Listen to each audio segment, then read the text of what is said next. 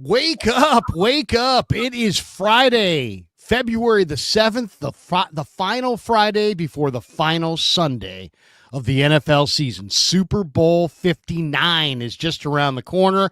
The Niners making huge news this morning, at least in my opinion. We'll talk about that. We'll talk about the Super Bowl. We'll talk about the NFL honors, the Hall of Fame, maybe some Warriors. Who knows what we may get to, but we get to it right now.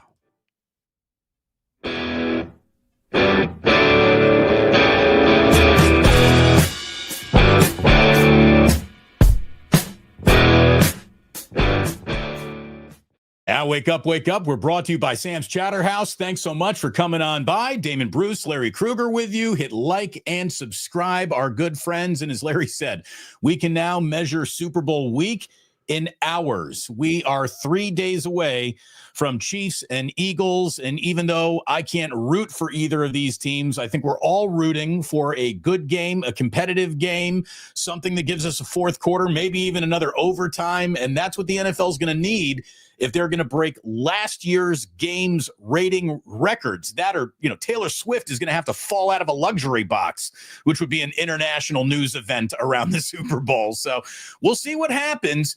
But not even 5 minutes before the show starting, Larry and I were chit-chatting about how not a lot going on in Niners news in the last 48 hours, and there probably won't be because NFL teams don't want any attention being taken away from New Orleans.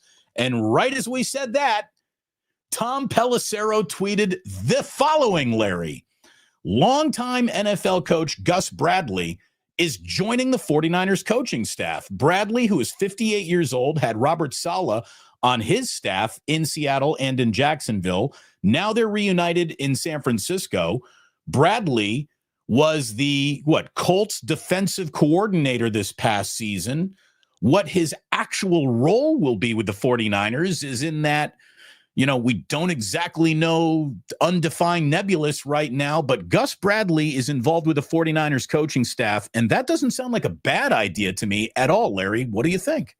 Well, I mean, he's got a very ugly head coaching record. Not good. Right? He's got 14 wins. He's got 48 losses. That's, he's won 23% of his games. Bad situations. Yeah, exactly. And those were in Jacksonville. They went 4-12, 3-13, 5-11, and then 2-12. This was 2013 through 2016. But Gus Bradley is a guy who's, very well thought of. He played collegiately and then started his coaching career at North Dakota State. He played college football at North Dakota State in the 80s. The Jackrabbits, Larry? Is it Jackrabbits? North Dakota State Jackrabbits? That is, I don't know who that is, actually. I'm going to look that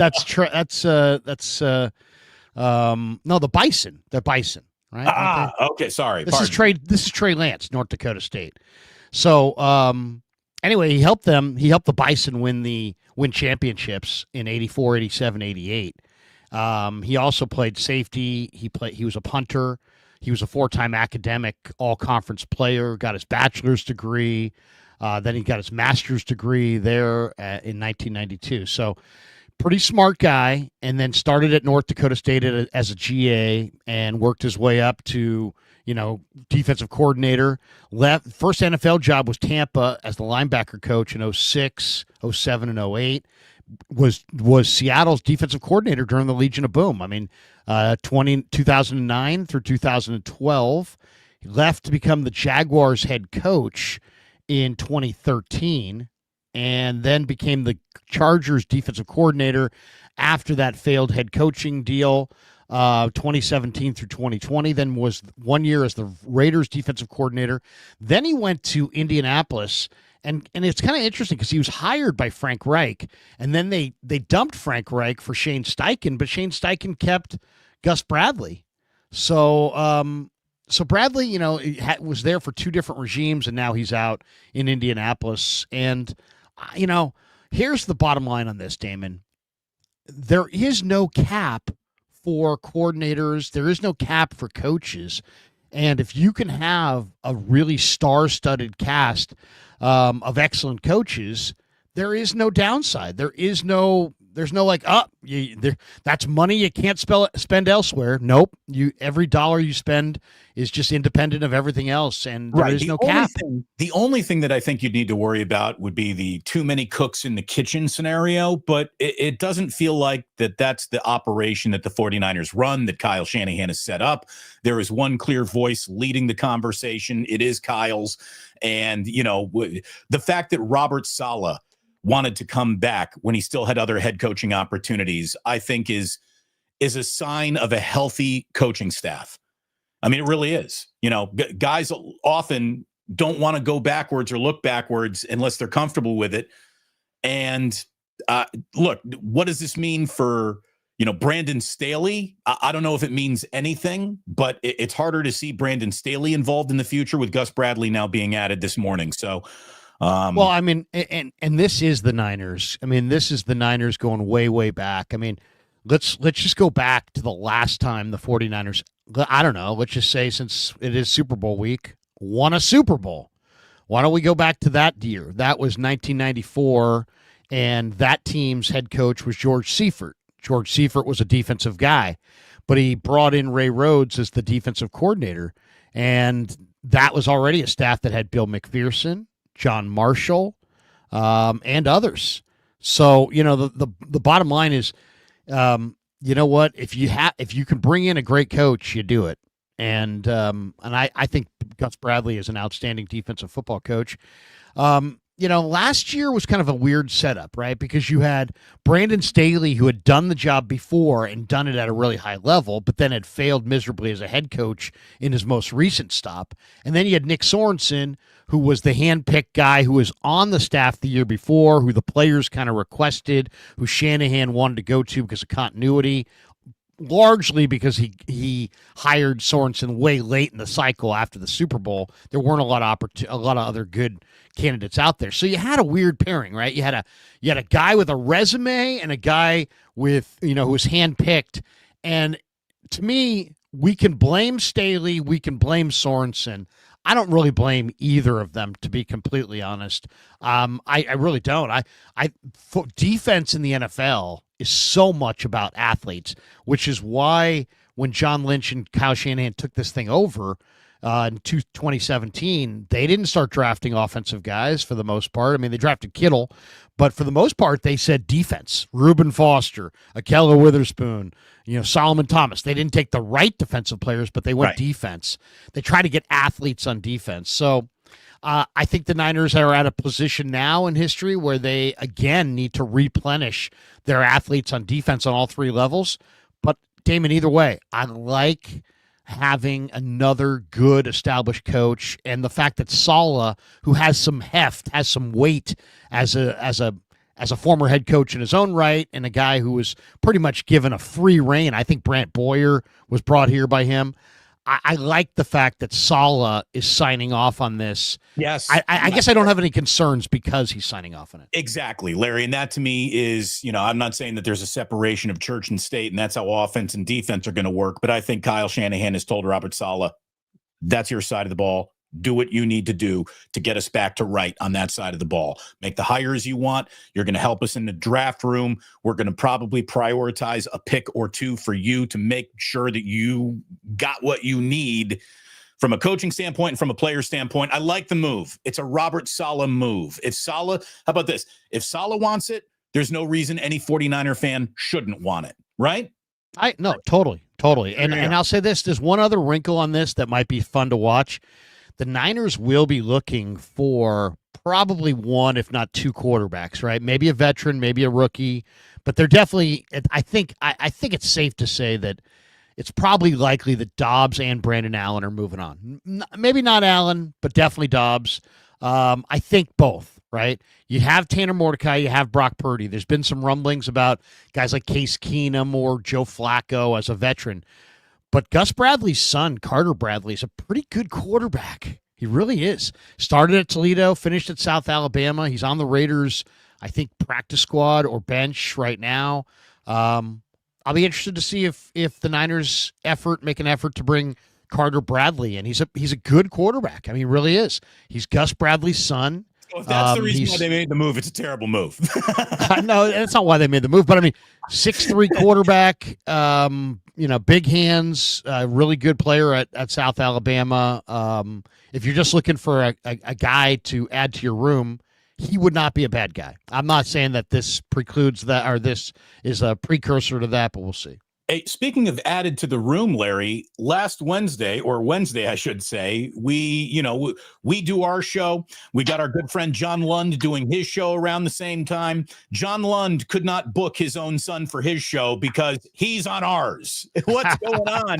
George Lund, who is, dare we say, Wake Up's Super Bowl correspondent in New Orleans. He's been down there, a member of ASU Student Radio. What an awesome opportunity. We had a great time tapping into him on Wednesday, and he's nice enough to join us here again with the Super Bowl right around the corner. George, how are you, young man? I'm doing amazing. This week's been pretty hectic. I've about done everything about everything. I've done everything. So on Monday we had opening night. Tuesday we went to the media party, which was a lot of fun. Wednesday we went out and we kind of explored the town. We had a local kind of take us around. Last night, we finally got out to Bourbon Street and explored a little bit, me and my friends. I had to kind of take them out because we were all pretty tired from the day, but we finally got out there. We explored, and that was a lot of fun. It was kind of funny the last few days. So on Wednesday, we went out to eat at a restaurant, and as we're walking in, Stephen A. Smith's coming out. Last night, we were on Bourbon Street. We saw Trey McBride and Jalen Rose. So celebrities are everywhere. Everybody's everywhere. And it's for a few good days on the show. I think yesterday was probably our best show that we've done. And then today we go on pretty soon here. Earlier day, Friday, Thursday is kind of the big hectic day. And then Friday is really hectic in the morning, but then it kind of cools off in the afternoon. We have a lot of fun guests planned. But yeah, it's been an amazing week. I think I've maximized everything that I could possibly do. We've explored New Orleans. We've been here from about 8 a.m. to 4 p.m. from when our show starts to when our show ends every day. So yeah, it's been about as an amazing week as I could possibly have. That's awesome. Save the above ground cemetery tours for your next New Orleans trip. You got some fun to have. You got some partying to do. And again, I remember I was sitting in the bar with the carousel in it, and Paul McCartney walked through the lobby. And it's the biggest moment in time. Everybody stopped to watch Paul McCartney walk through. Beyonce walked through, and not everybody stopped for Beyonce. Paul McCartney made the world come to a standstill when we were there. I can't remember if you were there with me, Larry, when that happened. But yeah, the celebrity watching, the people watching, it's fantastic. George, tell us a little bit about the buzz of the game as it's growing. What's the one talking point that more media members continue to bring up? They think, the reason why the game will break in one or two directions. Everyone sorts of, kinds of picks up a storyline. What do you think is the biggest storyline going into this game? Yeah, I think the biggest storyline for me is we've talked to a lot of different guys who are Eagles guys that cover Philadelphia. We had a guy from an ASU alum who now covers the Philadelphia Eagles, and we were talking to him. We were like, hey, what are your opinions on this game? Do you really think it's going to be any different? Yeah. I think a lot of the guys, especially from Philadelphia, think that this team is a lot different than the team a few years ago. They think Saquon has really elevated this offense, and this defense is a lot better than it has been in years past. That their defense has dominated this year, and they think they will find a way to be able to contain Patrick Mahomes, especially with the extra time that they've had to prepare.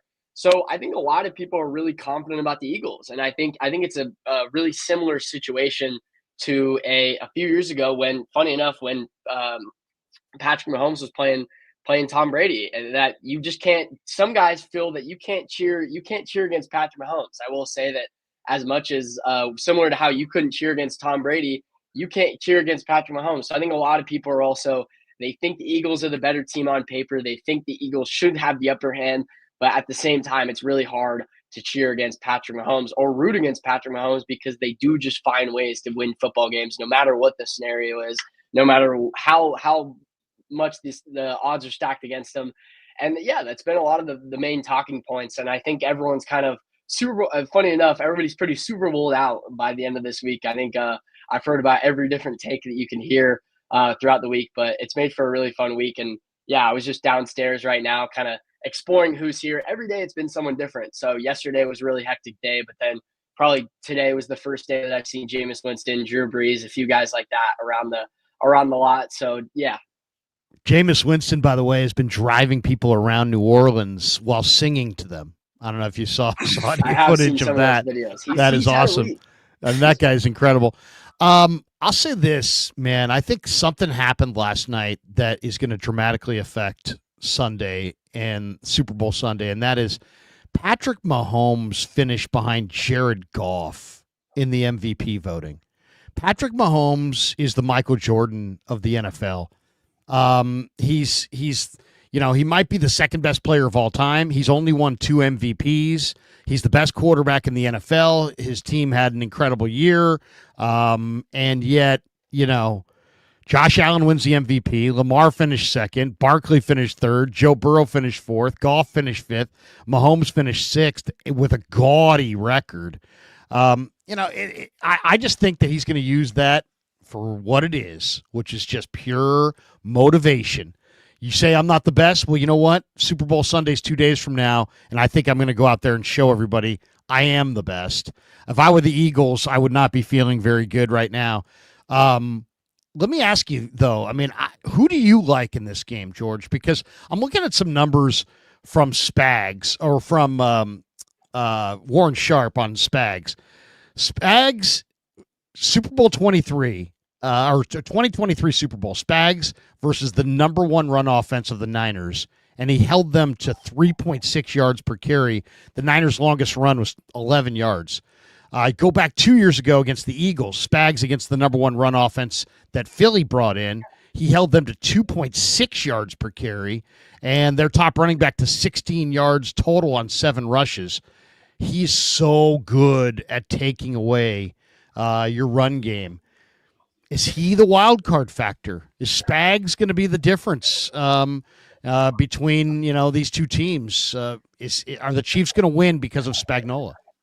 I think they will. And I think if there's any chance that they will win, it will be because of their run defense.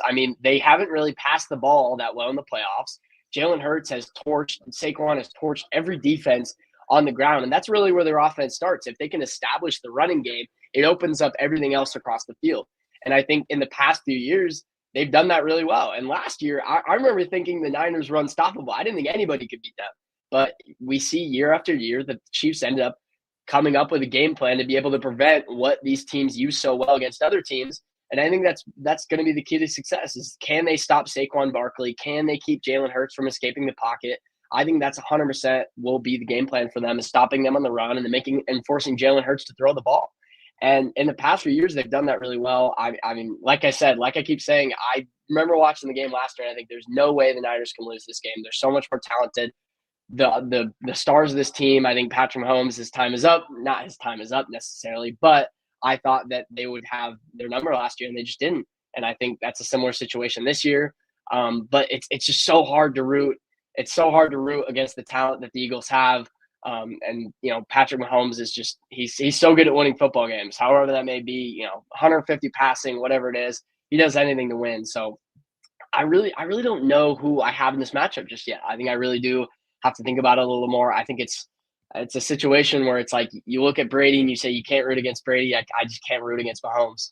I've spent all week trying to talk myself into the Eagles, and the fact that I haven't talked myself into the Eagles yet means I'm picking the Chiefs. I think we're going to get a really early indicator. Like, what are you watching early on to see how this game might finish?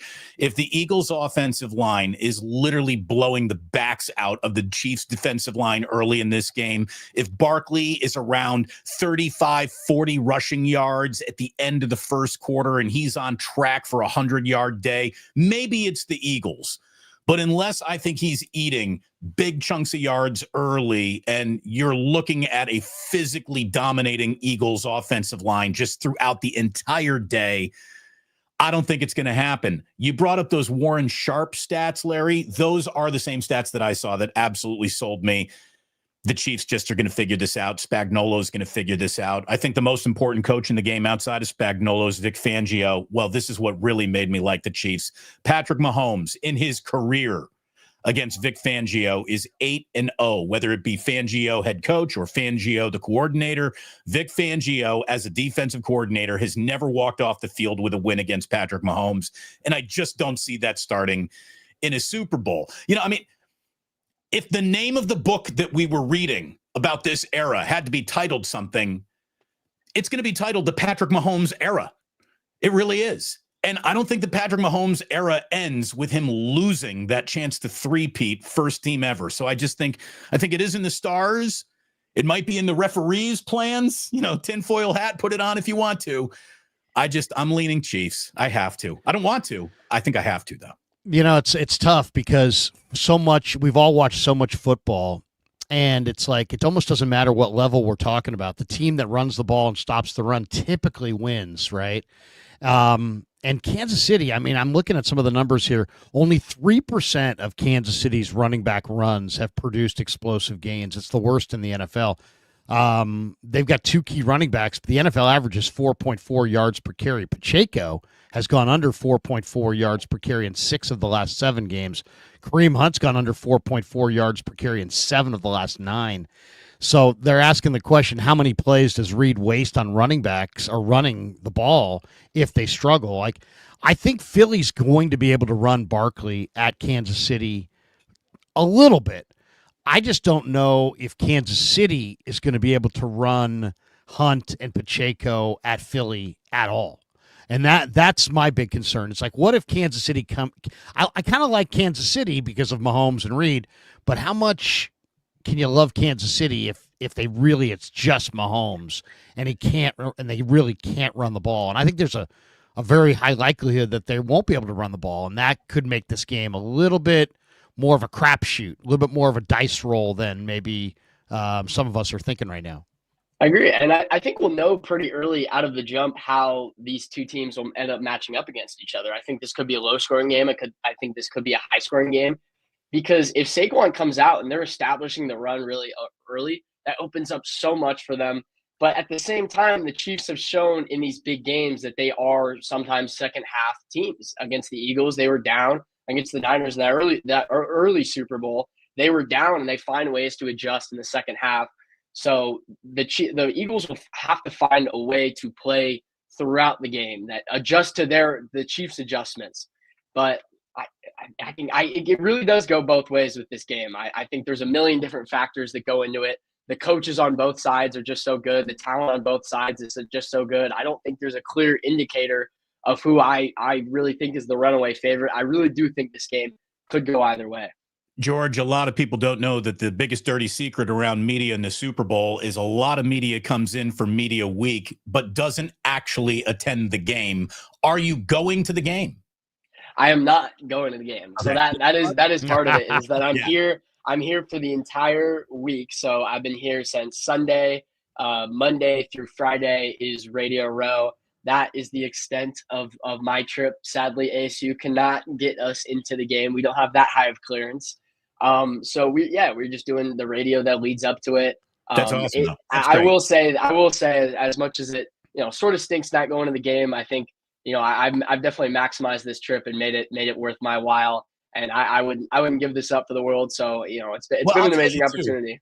You'll have almost a better time watching the Super Bowl from home because in person, the game stops so often for commercials and extended breaks and the long halftime. Do you think Kendrick is going to play Not Like Us, or is he going to avoid it? I think he will. You know what's really funny about that is yesterday he had a press conference just up here down the hall. And I don't know how long it was. It went on for a little while, but he was talking about the halftime show and what he was going to perform. And it was really funny because he had his own almost movie theater-esque conference room. And you go in there and you can hear a pin drop because everyone's just so like there's a million cameras, everything. He was definitely the most prestigious person that's been here. You can kind of tell everybody's down doing their Radio Row. He gets his own conference room and you go in there and everyone's being so respectful to the point where you can't hear anything. I went in there and everybody whipped their heads looking at me. Who's coming in right now? You should have seen the year that Beyonce was playing. You would have thought the Queen of England were putting on a press conference. Yeah, but I think he will. They were kind of asking him about it, and he was kind of avoiding what he wanted to talk to. But I think I saw some things that he might play that, and I think it'll make for a really good show. He's a performer at the end of the day, and from what he seemed at the press conferences, that he really plans to make this really extraordinary. So I'm excited for it. We actually asked some guys some questions about it and what they thought, and they thought it was going to be really good. We were asking some dudes kind of anti-questions, so we're asking them who would be your least favorite halftime show performer. We got some good answers out throughout the week. How much buzz has there been around the quarter, around media or Radio Row and the media people about all this NBA headlines? The Jimmy Butler trade, the obviously the Luka Doncic trade. I mean, the NBA trade deadline probably got more attention than it would normally get because it went up against the Super Bowl and you had all the Super Bowl media all gathered together. But what kind of buzz? I mean, how much NBA was being talked down on Radio Row? A whole lot, actually. So me and a lot of my buddies that I do it with, they're a lot more NBA guys than they are NFL guys. I like to say I'm a bit of a mixed bag. I'm a big baseball guy, and nobody really wants to talk baseball around this time of year. But a ton. I honestly think that it sort of took over Radio Row in a way. I walked past a lot of booths. A lot of the guys that are here, we've talked NBA with them.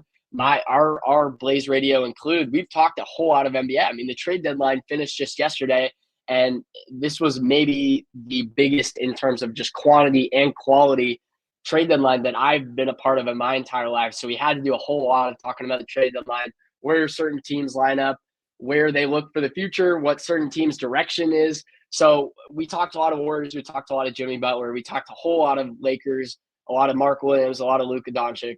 So it's honestly, it's taken over Radio Row in a way. There's been a lot more talk than you would think, given that the biggest game of the year is on Sunday. So it really has done a whole lot. It's almost turnabout as fair play. We've seen the NFL basically stage a hostile takeover of Christmas, which used to be the NBA's day. Now you got the NBA going with almost a hostile takeover of Radio Row and Super Bowl buzz with all this deadline news. So maybe turnabout is fair play. So, George, look, man, it was great talking to you. Great getting to know you here. Have a wonderful trip, remainder of your trip. Have a really good time tonight. Blow it out on Bourbon and Frenchman Street tonight. And then, just get to that airport a good hour earlier than you normally would, because getting out of New Orleans airport after Super Bowl is a freaking disaster. So good luck with that. I agree. We have a connection flight in Houston, so it's going to make for a long night. But I'll make sure I make it there. Definitely going to sleep on the plane. That's what my dad's been telling me. Good advice. What's the highlight? What was the highlight of the week in your mind? Oh man.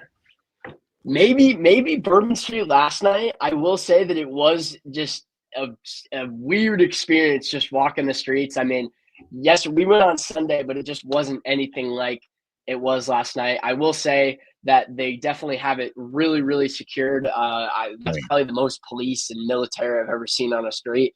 But it made for a fun week. It's probably the most insane and fun people watching that you could possibly do, just in terms of the people that are hanging around the street, celebrities that we've seen around. I will say the media party was a huge highlight of the week. They really do the media party really, really well. I don't know what I was expecting, but I wasn't expecting it to be on the river with 5 different live performances. And I mean, I would say the highlight is just walking around. I mean, just walking around and just walking past all these celebrities and NFL players and just being like, whoa, these are actually people, and they're not just on my TV all the time. So I could talk about a million different highlights of the week. I mean, Radio Row would just be at number one. I know that's a pretty broad thing, but just the whole thing. I hope you got some French Quarter balcony titties. There were the balconies were definitely an interesting part. People throwing stuff, calling us, and we're like, "Oh, what is get some going beads? on?" You get some beads. Yeah. Some Mardi Gras beads. If you even peek up, somebody's like throwing a bead at you. There you go. George, good to see you, man. Safe travels back from New Orleans, and you are officially media. You're in. You popped your cherry. You're media now. Seriously, I need you to go up to your friends and talk about how, you know what, we're getting screwed. Blaze Radio is screwing us, and then you won't be a full media person until you've complained about getting screwed. You won't be a full media member until you've been laid off. Then you'll officially be in the media when you get thrown out of the media. Now you're media. Yeah. George, good stuff, man. Have a safe trip back. Thanks again, man. Thank you. Appreciate you guys. Yep. Take care, George Lund checking in from the Big Easy, the site of Super Bowl 59. Oh, that's great. Oh, what That's a what a great. what a week it's been for that kid. I'm excited for him and awesome. Let's get back into the game. Well, Because so to what you me were saying, this game yeah. is really I think this game is really riveting because you've got a team going for 3 in a row that's kind of limping towards the finish line. They don't quite seem like they got the same swagger, and yet you know what? They've got a lot of confidence because they've been on top. We also have some props that we could probably advise people on. I Yeah. definitely have some strong feelings on the props and some of the numbers that I've seen this year, or seen this week are pretty good as far as guys to take a look at in these prop bets. One guy that I really like in the props is Travis Kelce. Now I know a lot of people are like, Travis Kelce has been shut down, so on and so forth. But Travis Kelce's yards after catch has declined for 3 straight years, right? It's a career low 3.8 this year. But he's still a major key target. He was targeted 23.4% target rate. Fangio's defense forces a lot of short throws. And if you looked at what Zach Ertz did in the Commanders game against Fangio's defense, they targeted him 16 times. He had 11 catches, but a lot of it was underneath. So if you're looking for targets, to me, the targets over under on Kelce is really good. It's 8.5, and I love the over on the targets for Travis Kelce. I also love the receiving yards from Kareem Hunt. Kareem Hunt, I think, is going to struggle to run the ball, but the over under on longest catch for Kareem Hunt is only 6.5 yards. I think there's a very good likelihood that he catches 1 7-yard screen pass. I like that one quite a bit. So those are the two that stand out to me. I definitely think Dallas Goedert. If you look at Kansas City's defense, they've allowed the most yards per target to tight ends. Dallas Goedert is expected to have, a pretty good day. They're saying, his over-under is 4.5 catches, 51.5 receiving yards, 19.5 longest catch. I like over on that one. And the other one that I think is noteworthy and one people should pay attention to, you probably didn't know this, but guess who has the most targets in the end zone for Kansas City, Damon, since week 8? Most targets in the end zone for the Chiefs since week 8. Xavier Worthy. No. It's not Xavier Worthy. And it's not Goddard, so I'm out of guesses at that point. No. Goddard's an Eagle. Excuse me. Sorry. Travis Kelce, would be on. A lot of people would guess Travis Kelce. The fact that you asked me means it isn't Kelce because he's the obvious answer. So yeah, it's DeAndre Hopkins. Okay. So right. D-Hop they're throwing him the ball in the end zone. So what does that tell you? It tells you, one, he doesn't have a lot of run after the catch ability. But he does he's still very sure-handed and he's got good size. So they're down in the red zone. He's running patterns into the end zone and they're throwing him the ball. So it's something to take note of because that could impact things dramatically prop bet wise this weekend. All right. Well, here are the props that I like, Larry, and we're kind of thinking similarly. So let me give you my probably most disposable. It's just a hunch. Don't put your mortgage on it prop bet, but I like the value that I get on Dallas Goedert plus 1,800 is the game's first touchdown. I like that because if the Eagles get the ball, drive the field, everybody's going to be looking at Saquon. It just feels like that opens up play action, winner, chicken dinner to Dallas Goedert somewhere in that end zone. But that's just a hunch. I mean, trying to bet or predict who the game's first touchdown is just, it's a fool's errand. But I like Dallas Goedert plus 1,800 at that price for that. DeAndre Hopkins, his receiving yard over under is 12.5. That's it. 12.5. I think he gets that on one catch. So DeAndre Hopkins over under receiving yards, 12.5. I like the over. Isaiah Pacheco's over under for individual rushing yards is 20.5. I like the over on that because I like the Chiefs to win this game. I also think that Saquon Barkley over 110 rushing yards is something that I would consider betting the under on because the Chiefs have not allowed a 100-yard rusher since week 1, and that was Lamar Jackson. They haven't given up 100 yards to a running back all season long. And if they're going to beat the Eagles, shutting down Saquon is obviously job one. So I like them to beat the Eagles. I'll take the under on Saquon's 110.5. And Xavier Worthy as an anytime touchdown scorer is plus 150. That feels like money in the bank because they give Xavier a lot of red zone touches in terms of running with the ball, end arounds, pop passes. So I think I like that too. Those are the props that I like in this game.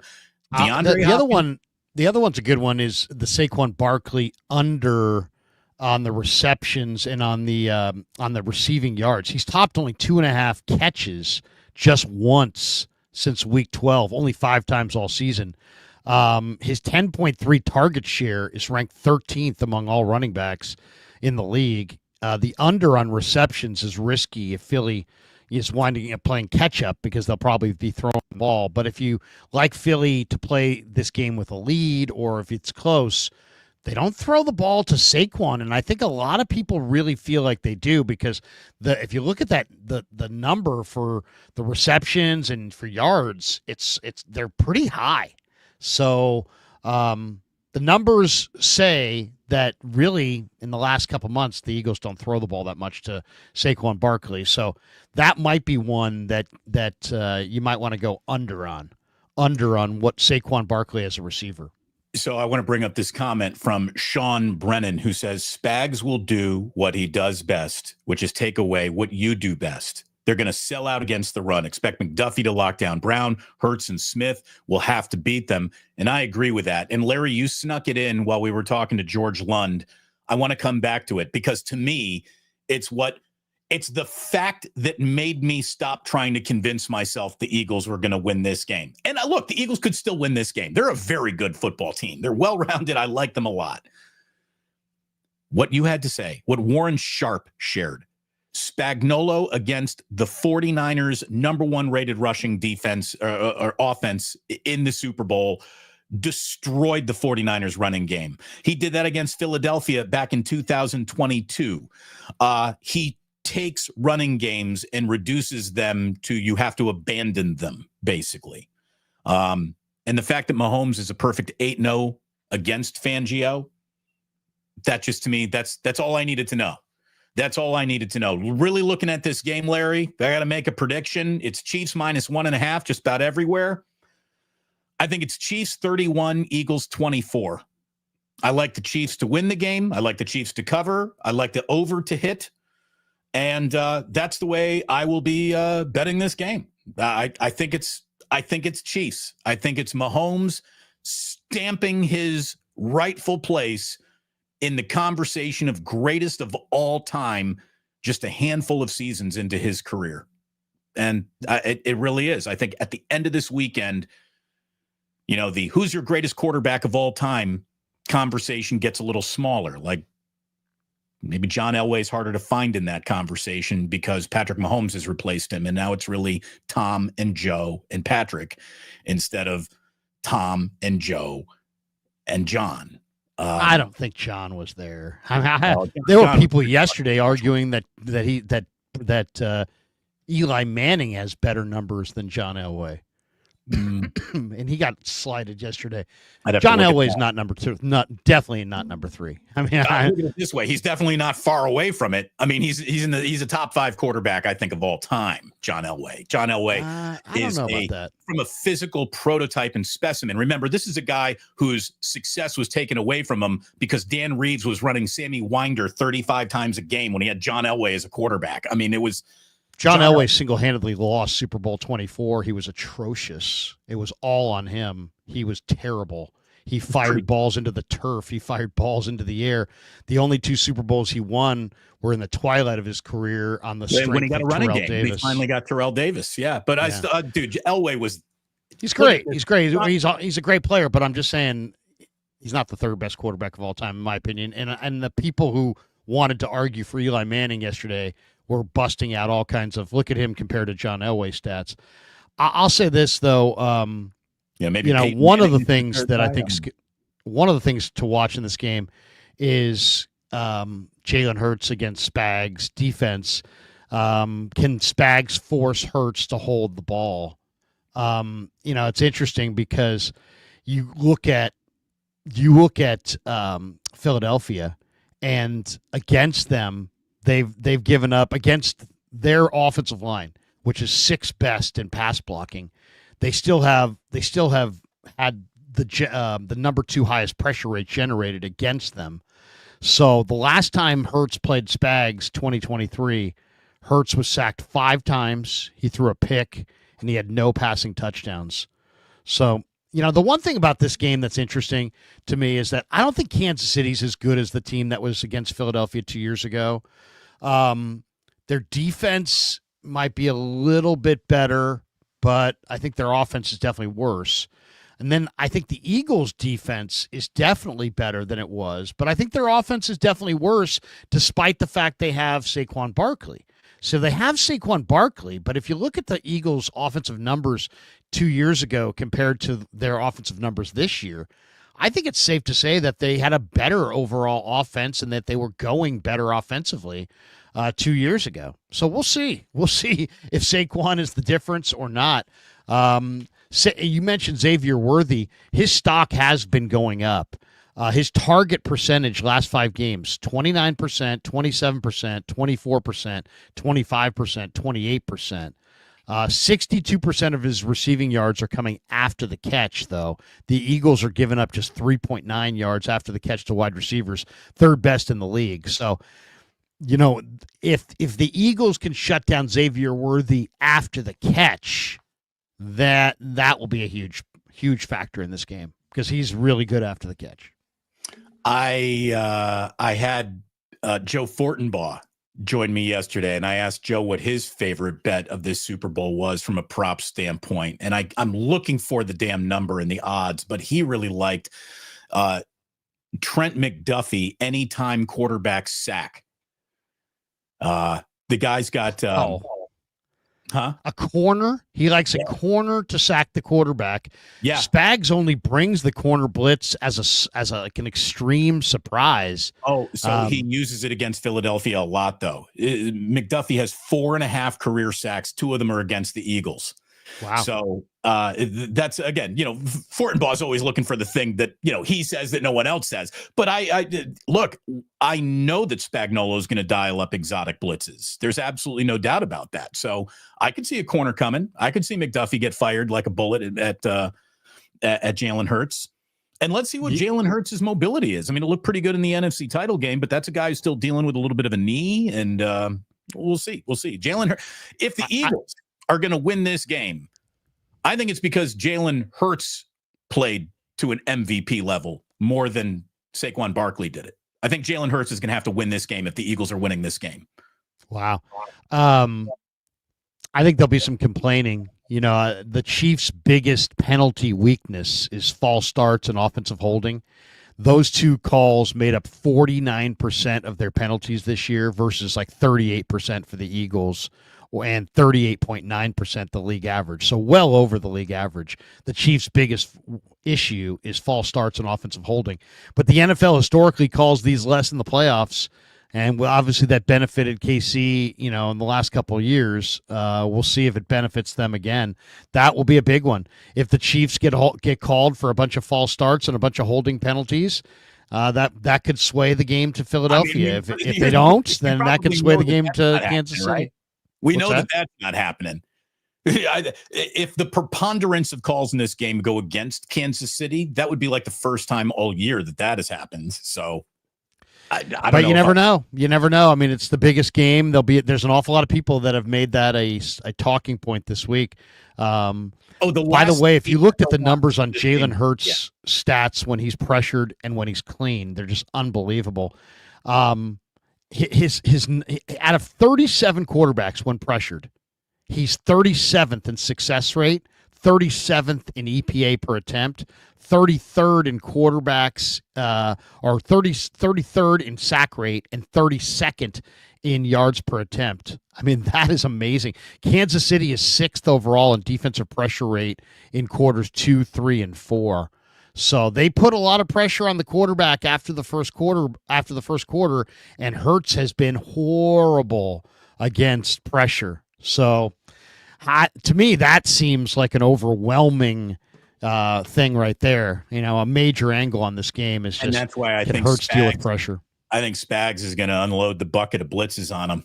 On that number alone, you got it, right? I mean, you would think. And then you look at Kansas City. I mean, they're just such an interesting team. Fangio, I think, in a lot of ways, could be the wild card.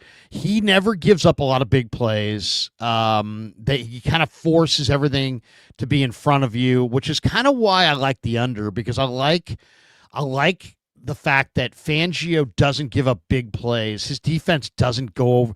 They don't get up over the top. They kind of force you to drive, and then I think Kansas City is going to try to have some balance, so they're going to mix in a few runs as well. And I just think it's going to be kind of a lower scoring game. I think the defense, it's funny. Kansas City, though, even though Fangio's defense doesn't give up big plays and forces these methodical long drives, this year Kansas City is number 2 in the NFL out of 192 teams since 2019 in rate of passes thrown at or behind the line of scrimmage. So we'll see. Yeah, Andy Reid can beat you with a screen game. Andy Reid will screen you to death. Yeah, so that could be a major angle on this thing as well. I saw this too, Larry. The just who are the Chiefs right now and what they're doing to the sport of football right now in their last 24 games. And this excludes week 18. Again, the throwaway week that didn't matter to them. They didn't play. The Chiefs are 23-1 in their last 24 games that matter. And in that stretch, they played Buffalo 3 times, Baltimore twice, Cincinnati twice, San Francisco twice, Houston twice, the Chargers 3 times. That includes 6 playoff wins and a Super Bowl.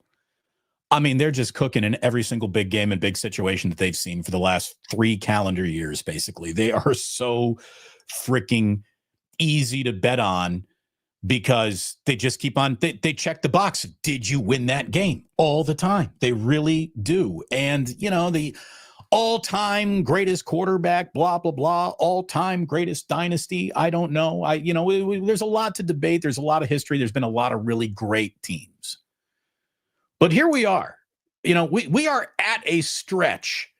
If the Kansas City Chiefs win a 3rd Super Bowl in a row, whether you want to admit it or not, this is one of the greatest football teams of your lifetime. This is one of the greatest teams of any sport of your lifetime. A three-peat when it comes to the NBA is almost like a prerequisite for a dynasty. A three-peat in basketball is what you need to be even considered among the best. It's the one incomplete of the Warriors dynasty, unfortunately. They never three-peated.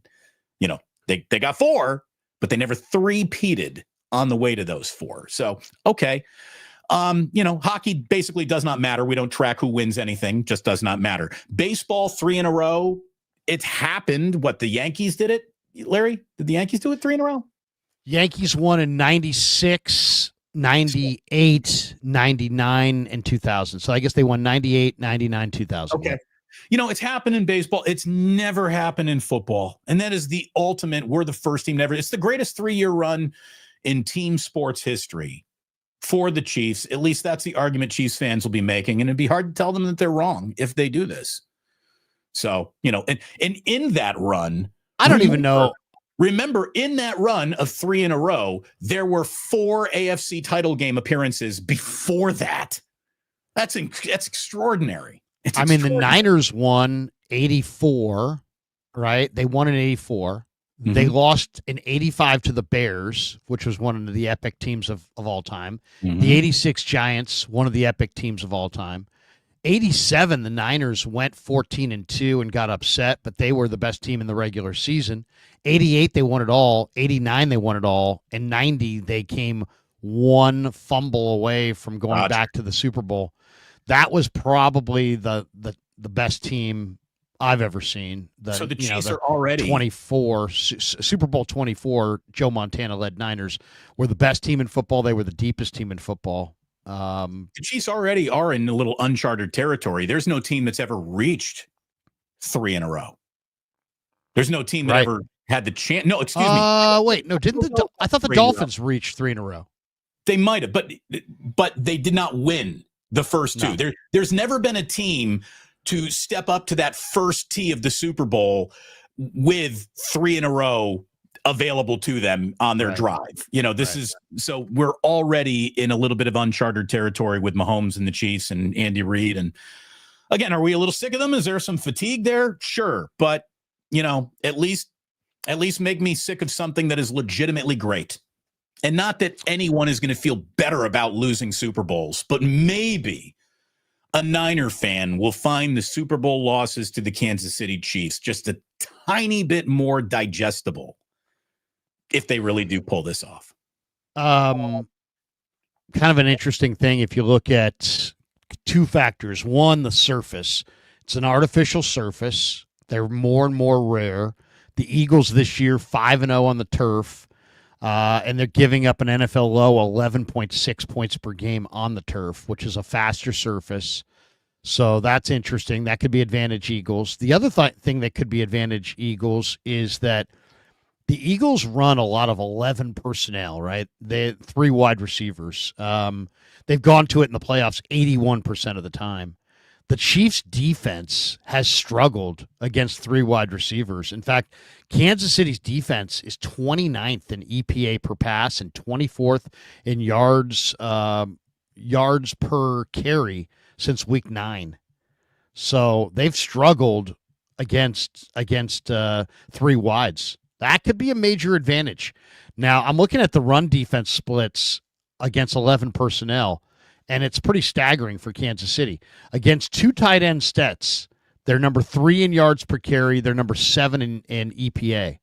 But against 11 personnel, 3 wide receivers, they're 24th in yards per carry and 12th in EPA. Philly's using 11 personnel, as I said, 81% of the snaps in the postseason in quarters 1, 2, and 3.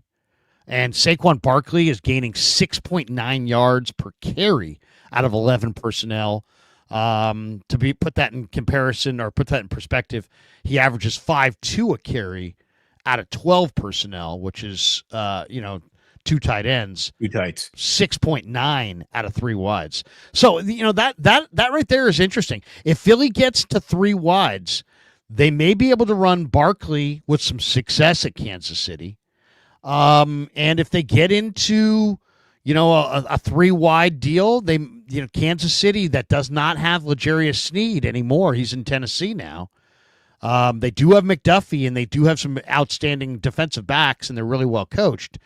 But 29th in EPA per pass, 24th in yards per carry. So if you have a good 3 wide receiver offense, it sounds like you can bother Kansas City, and Philadelphia does. So that might be an angle to look for. Do you think A.J. Brown's the leading receiver in this game? That's an interesting one, too. I actually kind of think the guy to bet in this game is the other guy, Devontae Smith. Smith, yeah. That was another Warren Sharp. Warren Sharp has a ton of great information on his site this week. Larry, I think Warren Sharp is becoming my favorite go-to NFL interesting, actually matters factoid producer. So here's the Devontae Smith stuff that he has. Here's what he got on Devontae Smith. Devontae Smith is in position to succeed in the slot against the Chiefs in this game. Versus the Chiefs, Devontae Smith is lined up, has games of 7 catches for 100 yards and 6 catches for 99 yards, and he's out-targeted A.J. Brown in both of the games against Kansas City. Devontae Smith played 46% from the slot with Brown and Dallas Goedert healthy.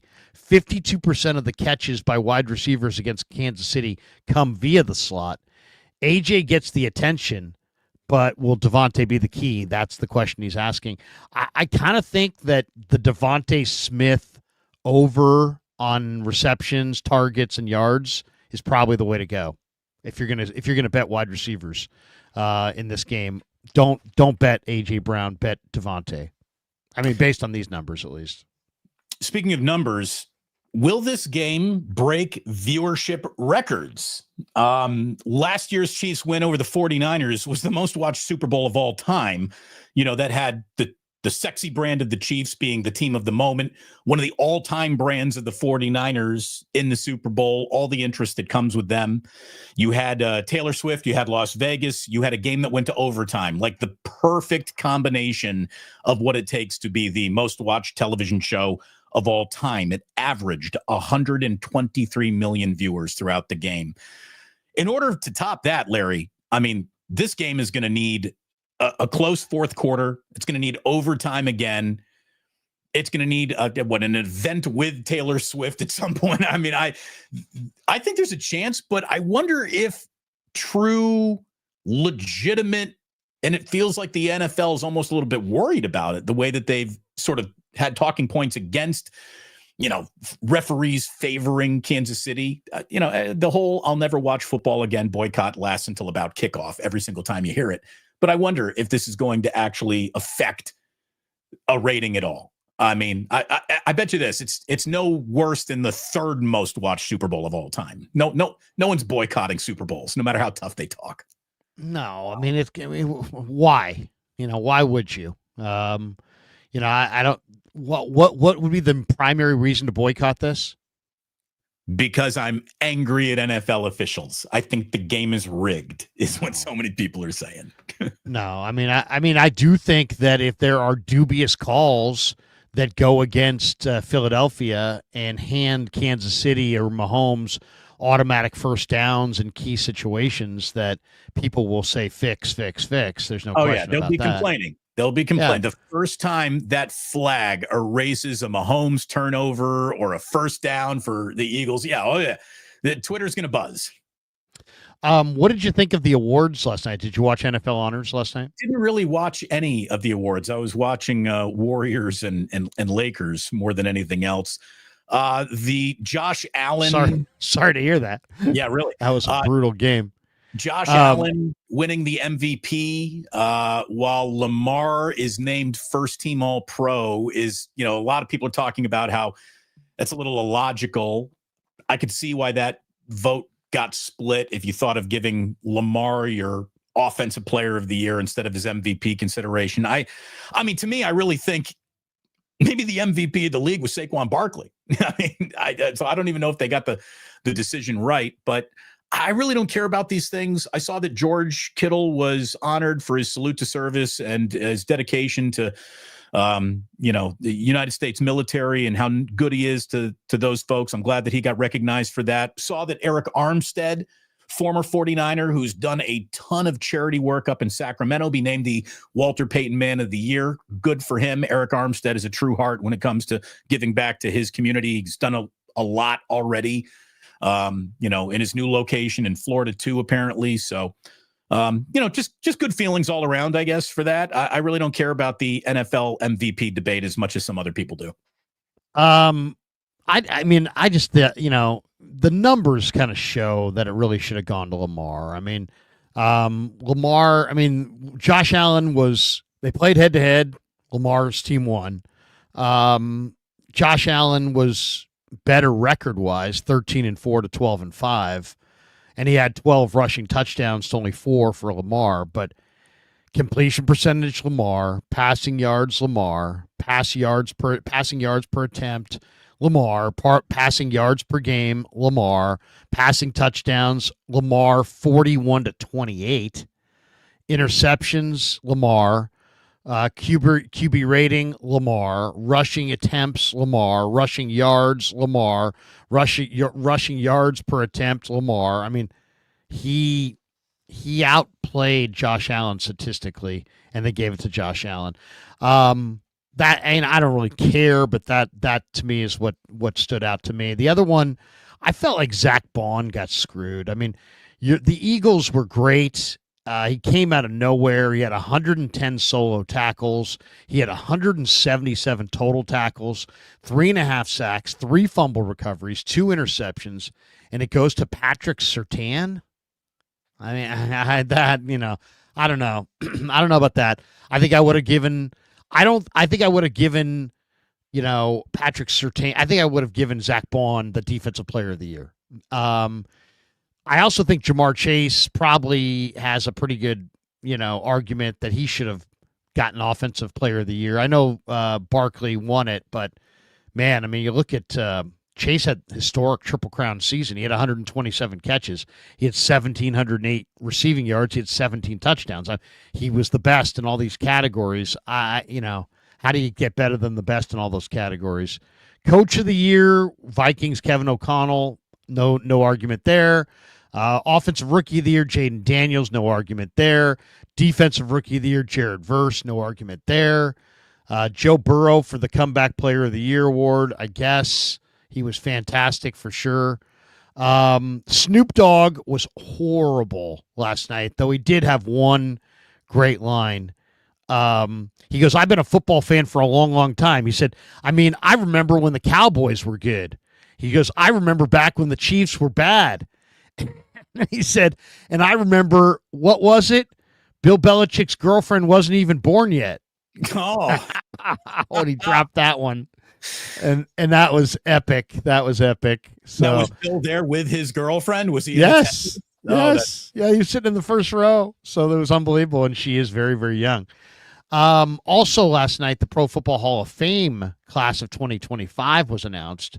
And it's Jared Allen, Eric Allen, Antonio Gates, and Sterling Sharp. And I know there were a lot of people who were like kind of bitter at Sterling Sharp. They're the first brothers, by the way, to be inducted into the Pro Football Hall of Fame. A lot of people thought it was going to be guys in the Hall of Fame. What are you talking about? There's a lot of black guys in the Hall of Fame. Yeah, that's good. That's funny. But many people thought Peyton and Eli were going to be the first brothers to make it, but it's actually Sterling and Shannon Sharp. So anyone who's arguing against Sterling Sharp being in the Hall of Fame is too young to have watched, because before that guy got hurt, he legitimately was one of the best wide receivers you've ever seen in your entire life. I mean, he was awesome. I mean, it's for Shannon Sharp to say, I'm in the Hall of Fame and I'm not even the best player in my family. What a great line that was. That's not him being, humble. The humble guy or the bigger guy or what. That's the truth. That is the truth. Shannon Sharp was not the best player in his family. Sterling Sharp was better than Shannon Sharp. I can remember Sterling Sharp playing at LSU playing at South Carolina against LSU in some of those SEC games back in the day, and he was spectacular. Sterling Sharp was spectacular, and he just got hurt, and that's it. Now, some people say he only played 6 years in the NFL, and some people think that's too of a time, but I'll say this: I'd rather have Larry, Patrick Willis. Dead, by the way, I don't know what happened, but your video just cut off, and it happened at the wrong time, because literally on my other computer over here, I am waiting for fish tickets at the Bill Graham, and it is almost my turn, which means I have to pay full attention now to Ticketmaster for just a minute. Tickets are sold out now. Come back soon. Fuck. I've already seen that show. Larry, it shouldn't be hard for me to get fish tickets in my hometown. This is a home game for me. Why do you want to see a band that you've just already seen 3 times? 4. I've been to I've been almost, I don't know what the count is. We're approaching 200 something shows here, Larry. Why? Because I like them. But why? It's never the but same. I mean, I like. There's lots of people that I like, and I go see them, and I would go see them in concert once or twice. But why this Grateful Dead type thing? Because they never play the same show twice. They never really play the same song the same way twice. It's again, I can't explain it. Fish is a drug that unless you started doing it, you don't. There's no reason for you to get into it now. There's just leave me alone with my fish problems. But fuck, man, I can't believe that I got. I mean, damn it. Let's hit a couple of these supers before we jet. Fuji Simeon says, condolences to the McCaskey family and Bears fans. Virginia McCaskey died. She was 102 or 103. Okay. And now let me just tell you. Don't speak ill of the dead. Bye, Virginia. Don't. Bye. It's just not. It's not becoming. Okay. Joseph Ehrenberg. Another. What would you say you do here? Hire. The Gus Bradley doesn't like Gus Bradley. Joseph Ehrenberg. Brock Purdy will not win any Super Bowl. O-line will always be bad, and he's too weak and aggressive. Dry 4 seasons coming up. Either no playoffs or first-round losses. All right, Joseph. Why would you even root for them? Why don't you go root for another team if you think the Niners are just perma-fucked with every single Joseph? I mean, and it's like, dude, are you willing to stand on that? Are you will? I mean, what do you just made this big boasting statement that the Niners will not go to the playoffs. So what if they do? Then what? What are you going to do? What are you going to do then? You going to give up your fandom? Are you going to admit you don't know shit about football? What exactly would you do after you say, you know what? No playoffs, first round losses. What happens if they go to the playoffs next year and they win in the first round? Then what? You going to take the whole thing back? Or are you just going to be hyper negative and try to find something? Well, yeah, they won this, but they won't win. You know, you're starting to sound like the Lockhorns. Clarence Beeks, member for 32 months. Can both teams lose? He's hoping. He's hoping for both teams to lose. You know, the other guy that I thought kind of got screwed on the Hall of Fame is Kuechly, Luke Kuechly. I mean, come on, seriously. Luke Kuechly is an awesome, awesome player. And why people forget, I mean, Patrick Willis is in the Hall of Fame, and Luke Kuechly's not in the Hall of Fame. Patrick Willis had a shortened career. Patrick Willis, I think, only played like 6 or 7 years. Luke Kuechly is one of the greatest linebackers in NFL history. He was the Defensive Player of the Year in 2013. He was the Rookie of the Year. He was a 7-time All-Pro. He was a 7-time Pro Bowler. He was a 2-time NFL tackle leader. He's on the All-Decade team of the 2010s. He won the Butkus Award in college 3 times. Was this his first year of eligibility? Yeah. Luke Kuechly should have made it. He should have been a first ballot. That was very disappointing. He's in. He'll be in next year. He's a great, great player, man. I don't know if just because he didn't play on good enough teams. I mean, he went to the Super Bowl. Frank Gore next year is eligible for the Pro Football Hall of Fame, class of 2026. Larry Fitzgerald and a number of great players. Will Frank Gore be a first ballot Hall of Famer? I don't think he will be. He will be. I think he gets in, Larry, and he should get in. But if you want to make the argument that his numbers are just a compiling numbers because he was durable and he played so many seasons, you know, people almost hold that against him. Frank Gore never had the one, holy shit, this guy is the best running back in football season. Not one of them. But he was so consistently very good for all of those years and a jack of all trades. Like if blitz pickups mattered as much as they should, he would be a first ballot Hall of Famer. Frank Gore was who you want with you in the trenches at all times. What a shame that he didn't get a goal line touch in the Super Bowl. I mean, that's the difference right there between first ballot and not first ballot. Right there. If he had gotten that, if they had marched it in, won the Super Bowl on Frank Gore's back, he's in first ballot. He probably won't be in first ballot.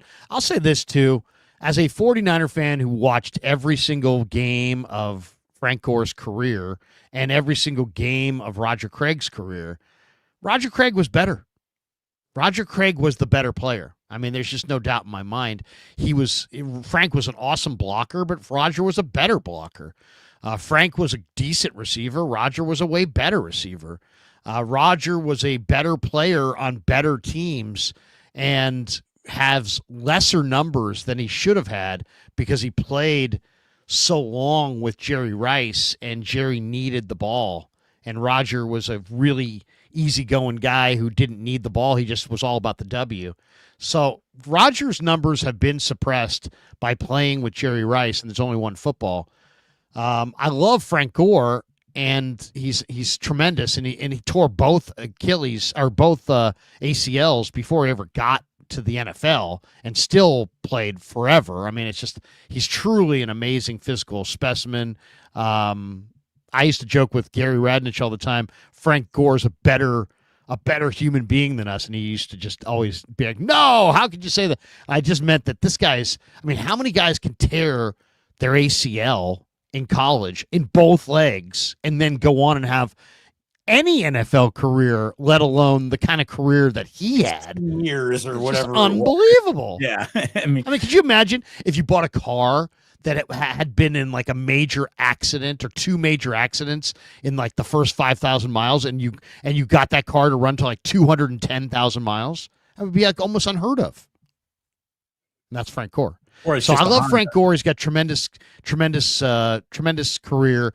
But the one part about Frank Gore's career that I didn't like, and this happened, is that when things were going bad at the end, he literally imploded. He had Carlos Hyde looking up to him Carlos Hyde was a rookie. Frank was a veteran. And literally with Carlos Hyde standing right there in the post game, an insecure Frank Gore said, "Yeah, well, he got all the easy carries and I got all the hard carries." And it was true. Frank had gotten all of the carries that you knew they were going to run the ball, and here comes Frank. Where Hyde got a lot of carries in, like, hey, the gun run, it's 3rd and 13, and here's Hyde. He was right about it. But you should have seen the look on Hyde's face as his hero. The guy that he looks up to most in football was holding court next to him in the locker room in front of the media, throwing him under the bus. And the look on Carlos Hyde's face was like, damn, really? And I just thought that was such an insecure moment for Frank. And it's like, come on, Frank.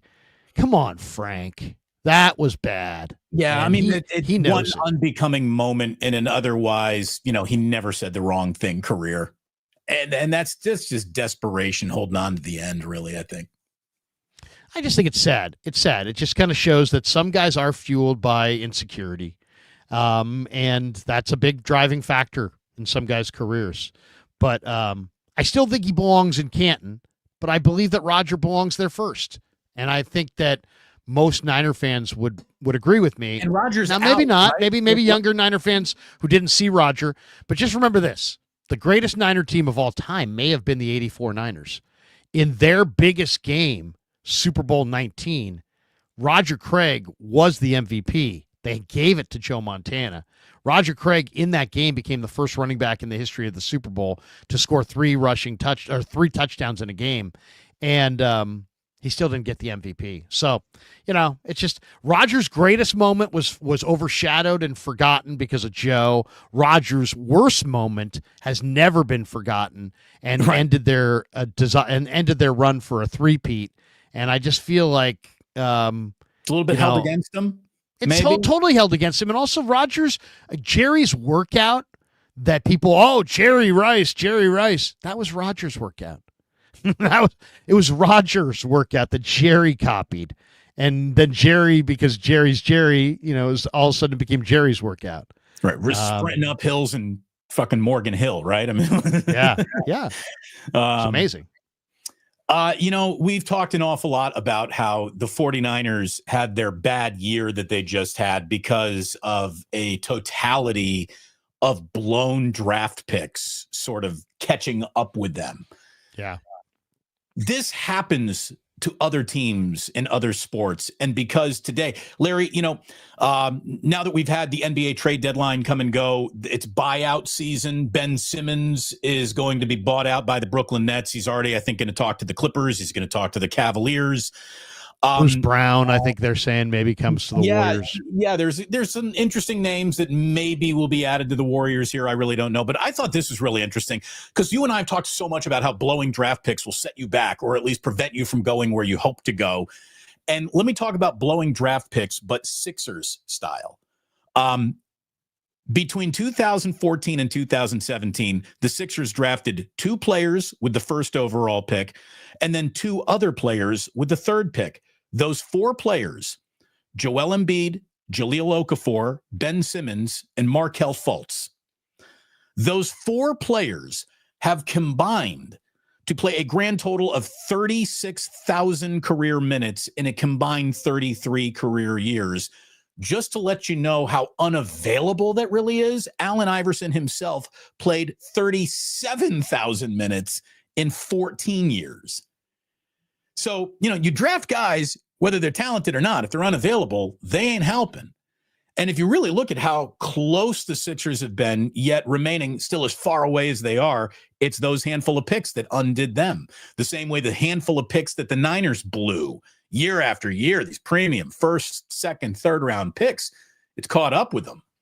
And I just think that that's caught up with the Sixers.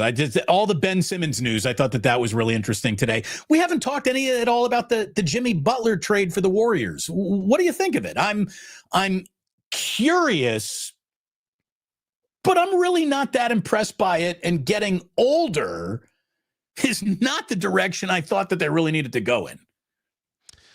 Well, okay. So couple thoughts, I guess. One, I was really thrilled that they didn't trade Jonathan Kuminga, who's 22, for Kevin, I don't want to be in the Bay Area, Durant, who hates the owner, hates Draymond, hates everybody basically but Steph and a couple scrub players, hates the media, hates the market.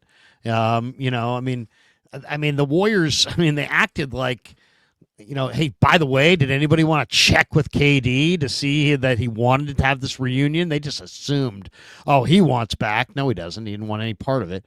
So I was really glad that they didn't trade Kuminga for KD. That was my first thing. As far as this deal goes, Andrew Wiggins needed a change of scenery. All right. The Warriors, he just drifts. He drifts in, he drifts out. He just, he was really good and fired up the year they won the title over the Celtics, and he rebounded like a vengeance, but he hasn't been the same rebounder since, and he doesn't show any interest in wanting to get back there. So he needed to go. He needed a change of scenery. Now, I know he's been playing well this year, and Warrior fans are like, now you can't trade him. Don't trade him now. Oh, my God. But I like Jimmy Butler as far as he's fiery. Steph's knees are shot. It's fiery, though, but it's a fiery that will either go well or completely implode with the Golden State Warriors because he and Draymond are having a fatwa in the locker room. Yeah, but see, they paid the fiery insurance, which is they paid him the money. The whole problem with, somebody asked him yesterday in the presser, hey, why were you unhappy in Miami? And he couldn't say the truth, because the truth is he wanted a big money, $55 million 2-year extension. It was all about that, and the Heat didn't want to pay him. He didn't want to say, I wanted the money. He didn't want to say they wouldn't pay me the money. So he's like, I don't know. I really don't know why I wasn't happy there. That was just the most ridiculous lie of all time. I'm not really sure why I wasn't happy. He's not much of a shooter. And a player at his age is eventually going to lose the athleticism and the ability to drive to the rim. I don't think Jimmy is necessarily a standout defender either. I mean, look what you gave up to get him, and to me, it gives them at least a defined. They have a defined direction now for the next 2 years. They're going to be paying Jimmy Butler, Draymond Green, and Steph Curry a shit ton of money, and that's their direction for the next couple of years. So, but I didn't mind it. I didn't mind it. One, they didn't trade Pods. They didn't trade Kuminga. They didn't trade Moody. They didn't trade TJD. They didn't trade Post. They didn't trade Santos. They have 6 interesting young players. Those 6 interesting young players all stayed. Dude, so I have no problem with that. Brandon Podziemski needs to just skip practice from here on out and do nothing but shoot free throws in his free time. Brandon, but you cannot be an undersized, sort of stuck in the middle of a lot of things guard who cannot hit free throws. No, you got to be able to make free throws. I mean, A month ago, he wasn't even making threes. He was shooting 18% on threes. Now he's starting to shoot threes better. He just got to focus on shooting and his form, not leaning forward. But overall, I like the Jimmy Butler addition. First of all, you're getting Jimmy Butler and you're getting him motivated and happy. So I think it's a pretty good acquisition. Do I think they're going to win a title? No, but they don't want to waste. They're not in the Western Conference Finals. I don't know if they win a first round series. I don't even know if they're going to be a playoff team, honestly. But I mean, they better be with this commitment.